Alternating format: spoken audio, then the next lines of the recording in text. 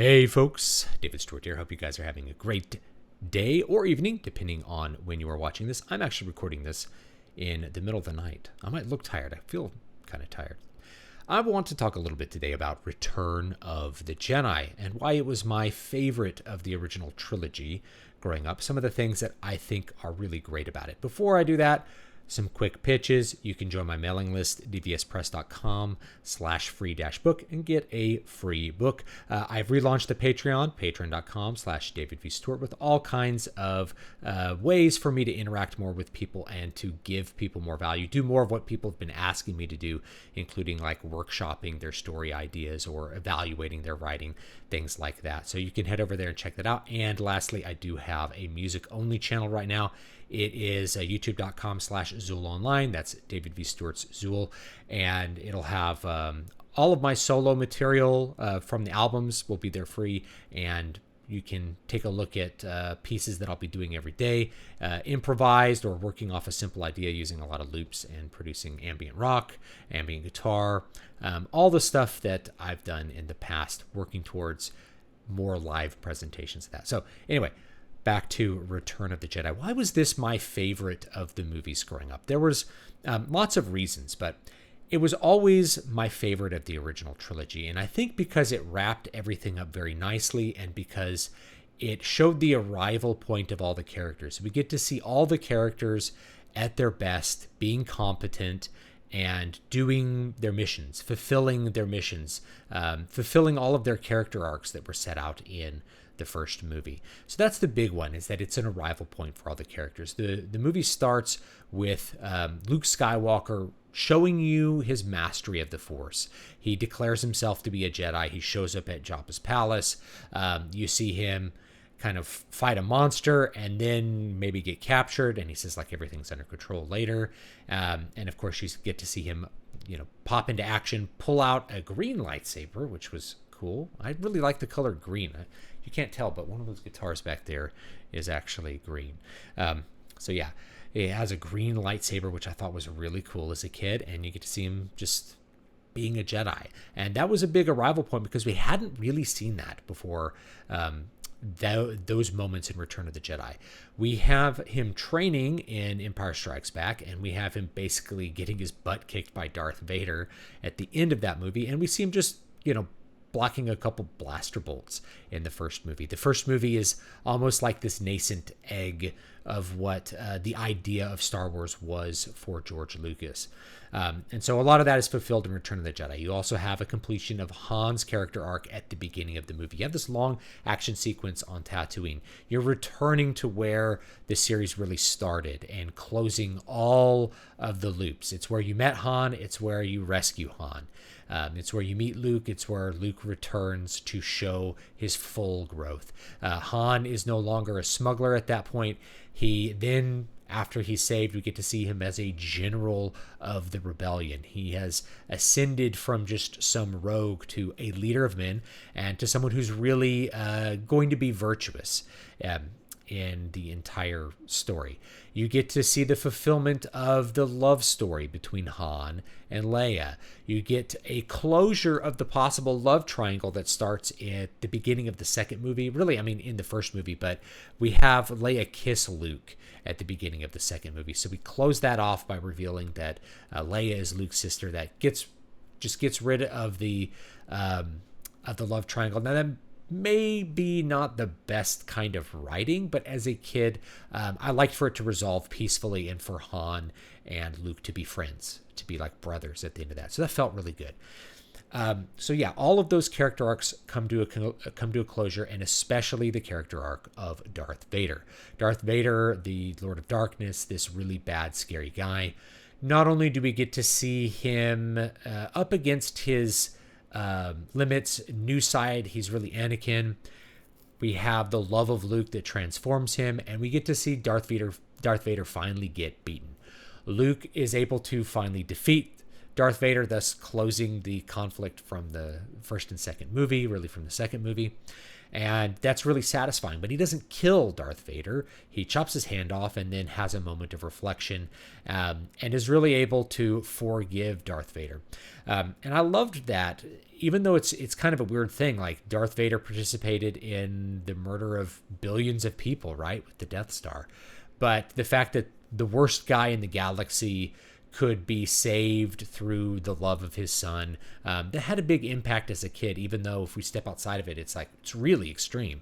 But as a kid, it was great. It's like Darth Vader has turned away from the dark side. Everybody ends up being good at the end, except for the really bad guy, the Emperor, who gets thrown into the abyss and gets destroyed and dies. And boy, that was just such a good ending to it. So I loved the way all the characters completed their journey throughout the three movies. And so that really attracted me, was the resolution of the conflict more than the conflict itself, I guess, as a kid. Another big one is actually the Ewoks. This is one that a lot of people today, I realize, hate, but Ewoks were big in the 1980s. There was either 2 or 3 Ewok movies, which I've never reviewed, but I may go back and watch them and do videos on them, because I think people would find it fun to go and look at TV movies from the 80s. These were very high production value TV movies, but they were TV movies, and there's a different feel to things which were made for TV versus things which were made for the cinema, in terms of how they're paced, just their overall production value, how they're shot, because they're a lower budget and much tighter constraints, really, than something that's made for the cinema. But Ewoks were big. You had those Ewoks movies. There was an Ewok cartoon. I even remember as a kid seeing an ice show of Ewoks. It was Ewoks on Ice. I remember my mom taking it to me. I was probably 4 years old or something like that. I remember going to it and seeing people in big Ewok costumes skating around on the ice. But I loved Ewoks. And why did I love Ewoks? Well, there's a couple reasons. The first one is they looked like my dogs. So my parents always kept Shih Tzus growing up. And if you don't know what they look like, well, they look like Ewoks. And our Shih Tzus used to sit up and beg. And when they'd sit up and beg, they'd lay back on their butt and their back paws, and they'd put their little front paws up and beg and they wouldn't bark or anything, but that's how they begged for food. And they looked like little Ewoks. It was really cute. My parents would say that. And here were the Ewoks, a bunch of cute little Shih Tzus out there fighting the Empire. So the Ewoks are really cute. I loved the story of people being captured by the Ewoks, like Luke, and then being captured by the Ewoks and making peace with these savages and then turning them against the mechanized Empire. I thought that was such a great dichotomy. Now, I found out much later that this is an element that George Lucas had from the very early drafts of Star Wars. Now, if you've never looked at the first draft of Star Wars, I can do a video on it. I've shared it on my Patreon. So if you join my Patreon, you may still be able to read that from one of the earlier posts from 2018 or something. You can read the rough draft of Star Wars. I think it's called The Star Wars. The protagonist is Justin Light, and Luke Skywalker is this old general. But what does Luke do in this draft? Well, he trains the Jawas, which are these savage monkey creatures. He trains them to fight in like starships and blow up the Death Star. So the Jawas, basically the Ewoks, in what would become the Ewoks, blew up the Death Star in the original draft and had been trained to fight this mechanized empire. So that dichotomy I thought was really striking. I loved the fact that they were in the forest, because I love forests. Growing up mostly in California, I'm originally, I was born in Texas, but I spent most of my childhood in California. We had 2 real climates, and you get to see both of them in Star Wars: the desert, and then the forest, right? The mountains and the forest, and I guess maybe the beach, right? So I guess 3. I shouldn't discount the beach, but a lot of our beaches, the forest goes right down to the beach. So the forest is at the beach.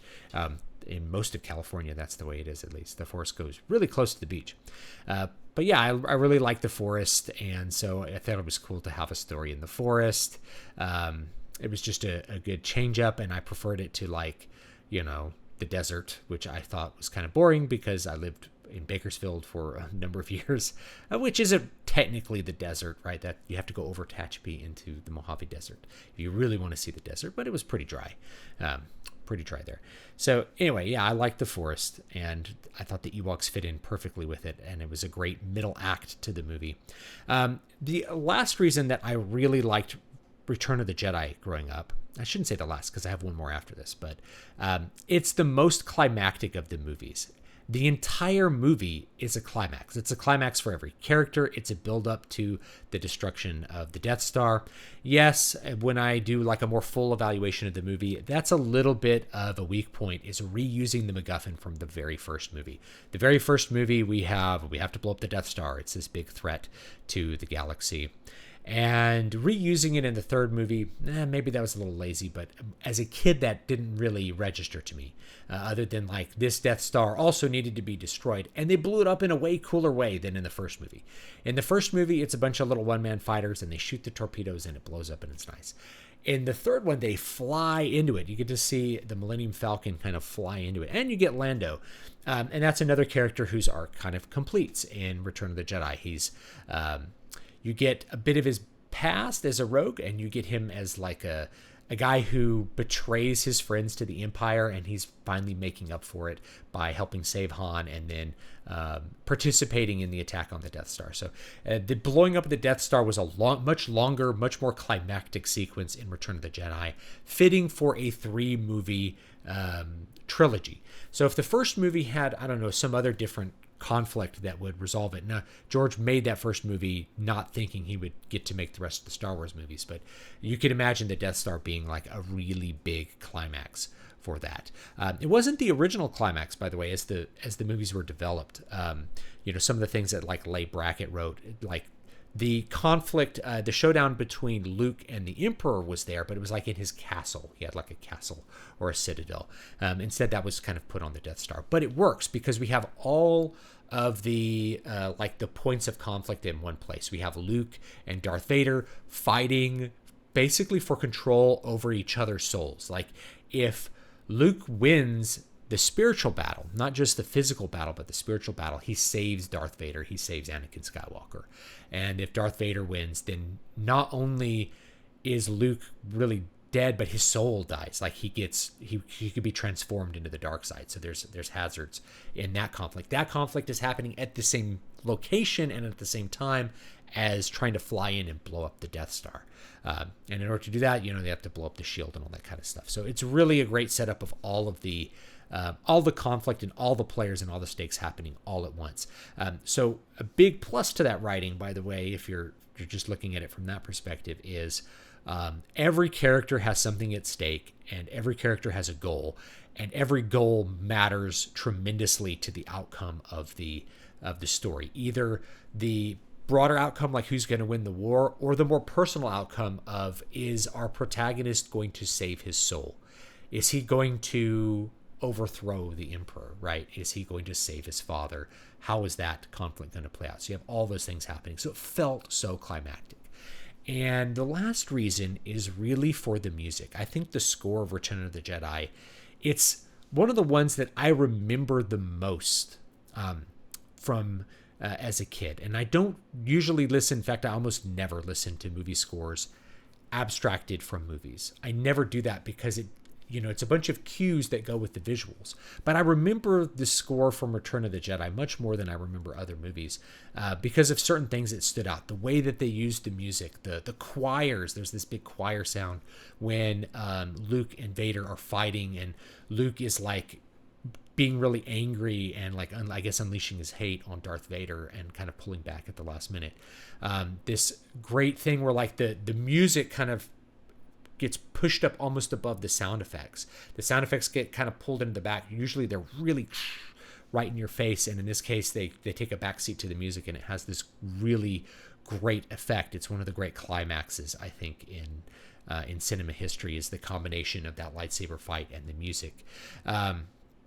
And then we have this great moment where like he takes off Darth Vader's mask and he sees his father, and it's this moment of like, you did save me because you saved my soul, right? You allowed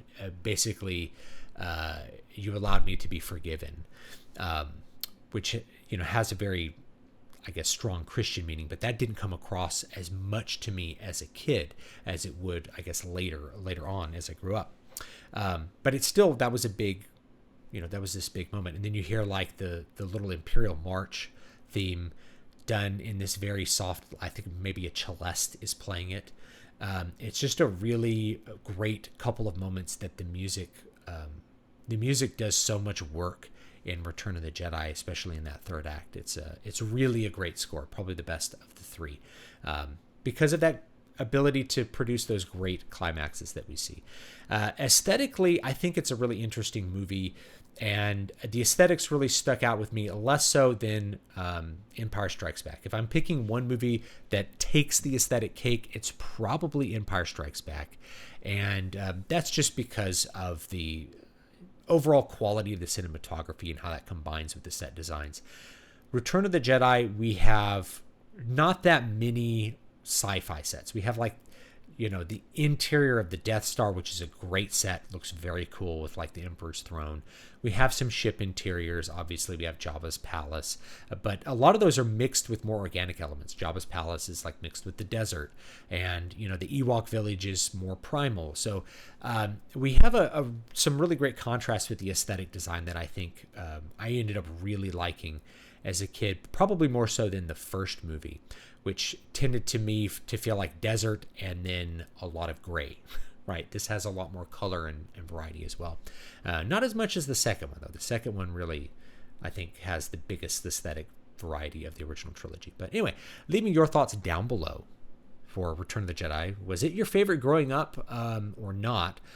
And maybe why. I'll do a full kind of breakdown of all the numbers about, some things that I haven't talked about in this movie or in this video. But anyway, you let me know what you think down below, and take it easy. Patreon.com/DavidVStewart if you want to hop on that train and get some benefits from that. You get free books for being in all the tiers. I'll have free books every month. I have a much bigger catalog than the last time I did Patreon, so I can actually give like a free book a month away for like 2 years or something at this point. And you'll get to see stuff as I'm working on it. There'll be a lot of things that I'll do on the Patreon, plus opportunities to have your writing workshopped or participate in master classes that I'll do, and some exclusive streams and things like that. So anyway, check it out and make sure you're on my mailing list, dvspress.com/list or dvspress.com/free-book.